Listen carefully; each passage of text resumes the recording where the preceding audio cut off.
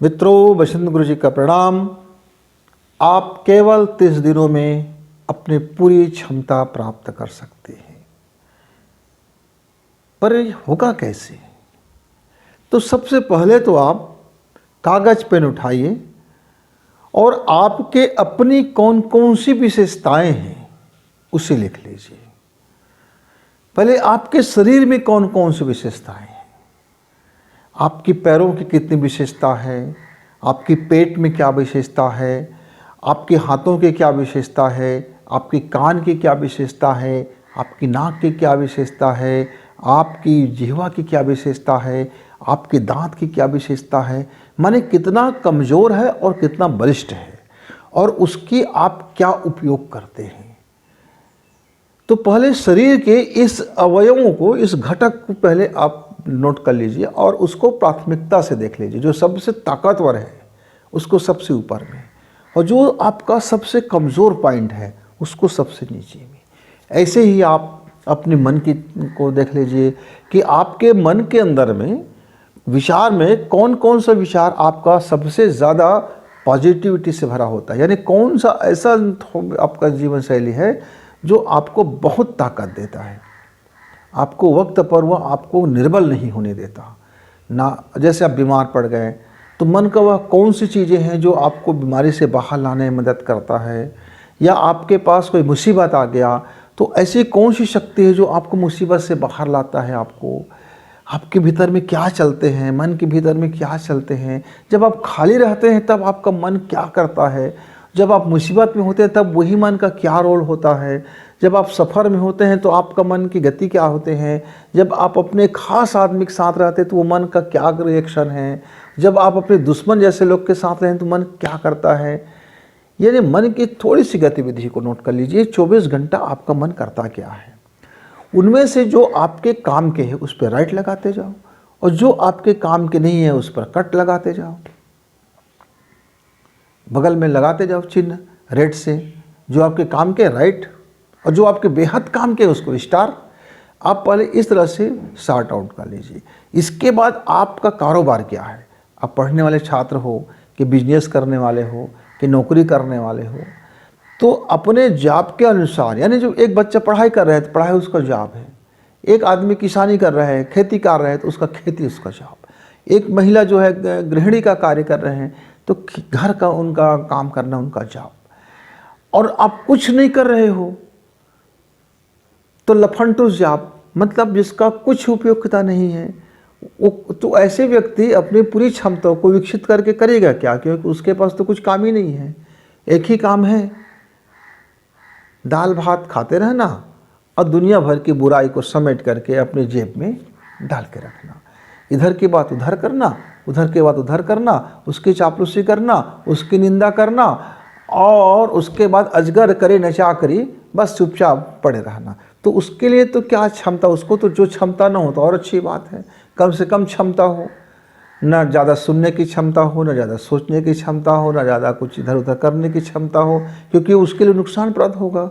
तो वह भी अपना नोट कर ले कि कौन कौन सी क्षमता ऐसी है जो उसको नुकसान दे रहा है। जैसे मान लीजिए एक आलसी व्यक्ति है लेकिन उसको मेमोरी पावर बड़ा गजब का है, किसी ने कुछ कहा है सुन लिया है, अब वो किसी को बताए बगैर उसका पेट का पानी नहीं पच रहा है, तो इसके लिए तो बुराई हो गई है ना, उसका स्मरण पावर। इससे तो अच्छा है कि लोग कुछ बोले उसको सुने और भूल जाए। तो उसको आप आपके जीवन के अनुसार से कैटेगराइज कर लो। अब इसमें यह देख लो इनमें से कौन सी क्षमता को पूरी दक्षता में बदलना है अपने को 30 दिन में, उसको सबसे टॉप में ले आओ। टॉप में रख करके उसके बारे में सोचो कि उस क्षमता का अब आप क्या उपयोग करोगे जीवन में और कैसे उपयोग करोगे और उसका क्या लाभ लेना चाहते हो।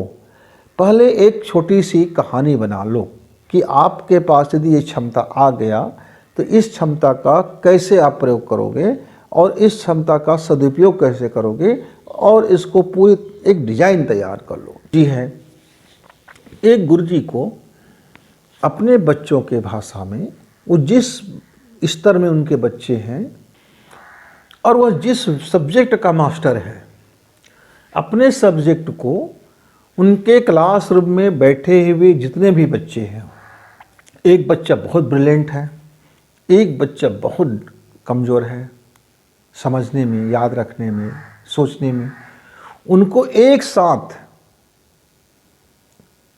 पूरे के पूरे बच्चों में बराबर रूप से समझाना है उनको, यानी सबको उतने ही समझ आ जाए जितना एक ब्रिलियंट बच्चे को समझ में आया, उतने उस कमज़ोर बच्चे को भी समझ में आ जाए।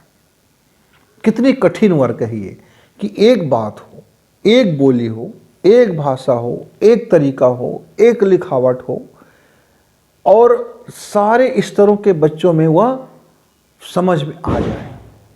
यदि मेरे किसी टीचर में, शिक्षक में यह दक्षता या क्षमता आ जाए तो उस क्लासरूम का उन सभी बच्चों का वो बड़े फेवरेट टीचर बन जाएंगे। क्यों? क्योंकि सभी बच्चे उसको अपने हिसाब से लाइक करेंगे, क्योंकि वो सबको समझ में आने वाले टीचर हैं। अब उसको वाणी की क्षमता के साथ में ब्रेन की क्षमता विकसित करना होगा कि उसकी बुद्धिमत्ता इतनी हो कि जब किसी सब्जेक्ट पर बात करें तो उस तमाम उन सभी बच्चों को भी वो समझ में आता हुआ जाए। माने भाषा की बोधगम्यता, सहजता, सरलता, मृदु हो जाना और बातों की गंभीरता को और तकनीकी ज्ञान को, सारी चीज़ों को एक साथ सम्मिलित करके जब वो अपनी बात रखेंगे और ऐसी बात रखेंगे कि उस क्लास में जितने भी कैटेगरी के बच्चे हैं सबको समझ में आ जाए, तो मित्रों ये कम क्षमता नहीं है, ये बहुत बड़ी कला है और ये बहुत बड़ी क्षमता है। और वाणी का ही इसमें प्रयोग है, कुल वाणी का ही प्रयोग है। इस वाणी के पीछे काम करता है उसकी बुद्धिमत्ता, उस बुद्धिमत्ता के पीछे काम करता है उसकी अपनी सोच, उसकी सोच के पीछे काम करता है उसकी अपनी लक्ष्य कि उसको ये नहीं देखता कि मेरे क्लास में एक 90% ही बच्चा है उसको मैं टॉप करूं। वो ये देख रहा है कि 90% ही 100 बने और मेरा जो 10% ही है वो 90% ही बन जाए। मतलब वो बहुत ज़्यादा फोकस कर रहे हैं उस बच्चे पर जो अभी कमज़ोर पायदान पर है, क्योंकि उसको पता है उसको जैक की ज़रूरत है, उसको स्टेपनी की ज़रूरत है, उसको मेरी ज़्यादा ज़रूरत है, इसको कम ज़रूरत है, उसको ज़्यादा ज़रूरत है। और वो तमाम चीज़ों को, यही उसके धर्म हो गया, यही उसका पूजन हो गया, यही उसकी भगवत भक्ति हो गया। यानी उसको वो अपना संपूर्णता में जब उसको देखता है अपने सब्जेक्ट को, तब उस टीचर में वो कला उत्पन्न हो जाता है। तो आप भी अपने लिए एक ऐसे ही कौन सी क्षमता को विकसित करना है उसको आप टारगेट कर लीजिए। टारगेट करने के बाद आपको करना क्या है? आपको 15 मिनट नाड़ी शोधन प्राणायाम करना है और 45 मिनट अपने उस क्षमता से उत्पन्न हुए काम को महसूस करना है कि आपकी वह क्षमता विकसित हो गया है। और आपको उस समय अपने वायु तत्व को और मस्तिष्क तत्व को एक गोला बनाते हुए और इस 3 तत्वों को आपस में, बचा हुआ 3 तत्व आपस में इस तरह से बीच की मुट्ठी में वह बंध जाए और आप इसको गोदी में रख करके चुपचाप वह 45 मिनट सिर्फ महसूस करें कि आपकी वह क्षमता विकसित हो चुका है और कैसे वर्क कर रही है। आप जैसे वर्क इमेजिंग करेंगे और उसे शिद्दत से महसूस करेंगे और आपकी सांसें धीरे धीरे आती रहे जाती रहे, सांस आपका उस इमेजिंग में अवरोध ना बने। इसलिए 15 मिनट पहले नाड़ी शोधन प्राणायाम करके अपने सारे कोशिकाओं को बेस्ट कर लें। और जब आप इस तरह से मुद्रा बना करके दोनों को आप गोदी में रख लें, पालथी मारकर चुपचाप बैठ जाएं और शरीर पर ज़्यादा ध्यान ना हो, चाहो तो शरीर ढीला भी छोड़ सकते हो और उसको पूरी शिद्दत से जब महसूस करें और उसके बाद मित्र संकल्प मुद्रा बनाएं और संकल्प मुद्रा बना करके 24 गायत्री मंत्र के साथ 24 बार यस ये हो चुका है ऐसा बोलेंगे। हर गायत्री मंत्र के पास आप बोलने के बाद आपको एक झटकी देना है और बोलना है या ये हो चुका है ऐसा कहना। कैसे करना है? आपने ये मुद्रा बना लिया और थोड़ी सी मुट्ठी भींच ली, थोड़ी सी ताकत लगा लिया, थोड़ी ताकत लगे इस पर दोनों हाथ में और बोले ओम भूर्भुवः स्वः तस्सवितुर्वरेण्यं भर्गो देवस्य धीमहि धियो यो न प्रचोदयात्। यस, ये हो चुका है। Yes yes yes. ओम भूर्भुवः स्वः तत्सवितुर्वरेण्यं भर्गो देवस्य धीमहि धियो यो न प्रचोदयात्। यस यस यस, ये हो चुका है, हो चुका है, हो चुका है। यस। ऐसा करते हुए 24 बार आपको गायत्री मंत्र बोलना है और फिर प्रार्थना मुद्रा में आकर के धन्यवाद देते हुए कि हे ईश्वर, मेरी क्षमता को आपने उजागर किया, प्रचार किया, प्रसार किया, प्रकाशित किया। मेरा जीवन का भरपूर मेरी इस क्षमता की दक्षता से, प्रखरता से भरा हुआ है। अद्भुत आनंद है। मैं इसे अंतरिक्ष में मुक्त कर देता हूँ, ब्रह्मांड में यह मुझसे मुक्तता देता हूँ। और ये तो अद्भुत है कि मेरे तरफ 1000 गुना बनकर लौट रहा है। अद्भुत। ओम धौः शांति अंतरिक्ष शांति, ओम शांति। ऐसा करके आप शांति पाठ करके प्राणायाम करें और कुछ समय तक चुपचाप कहीं एक जगह बैठ जाएं 5 मिनट के लिए, या लेट जाएं, कुछ भी करें। थोड़ी सी शवासन मुद्रा में चले जाएं, सारे शरीर को शिथिल छोड़ दें और चुपचाप 5 से 10 मिनट तक लेटे रहें। उसके बाद जब उठें तो चंद्र स्वर से कम 1 या 3 बार प्राणायाम करना जरूरी है। 3 बार वैसे मैं बोलता हूँ, न्यूनतम 3 बार।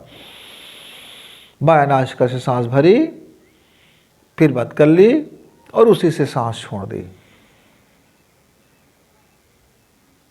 पूरी खाली कर दिया। अब एक बार फिर से सांसें भरी और अंदर कुंभक किया और फिर सांसें छोड़ दी। बाह्य कुंभक नहीं करना है। इस तरह से आपका यह 1 घंटा का पैकेज हो जाता है मित्रों, सुबह और शाम और दोपहर 3 बार। यदि आपको कंप्लीट चाहिए 30 दिन में तो आपको 3 बार करना होगा, यानी दिन का 3 घंटा आपको लगाना होगा। और 2 बार करते हैं तो मित्रों यह आपका 60 दिन चला जाता है। और यदि आप 1 बार करते हैं तो ये आपका फिर 4 महीना चला जाता है। तो यदि 30 दिन में चाहिए तो 3 घंटा लगाइए। इसके साथ खान पान, दैनिक जीवन, रहन सहन, लाइफ स्टाइल अपने उस क्षमता के अनुरूप आप बदलना शुरू करें, चलना शुरू करें, स्टेप उठाना शुरू करें, कदम उठाना शुरू करें और अपने होमवर्क अपनी डायरी में लिखते रहें। फिर देखेंगे कि किस तरह से आप केवल 30 दिनों में आप अपनी इस क्षमता को पूरी तरह से प्राप्त कर सकते हैं। फिर मिलेंगे, तब तक गुरु जी को विदा। नमस्कार, धन्यवाद।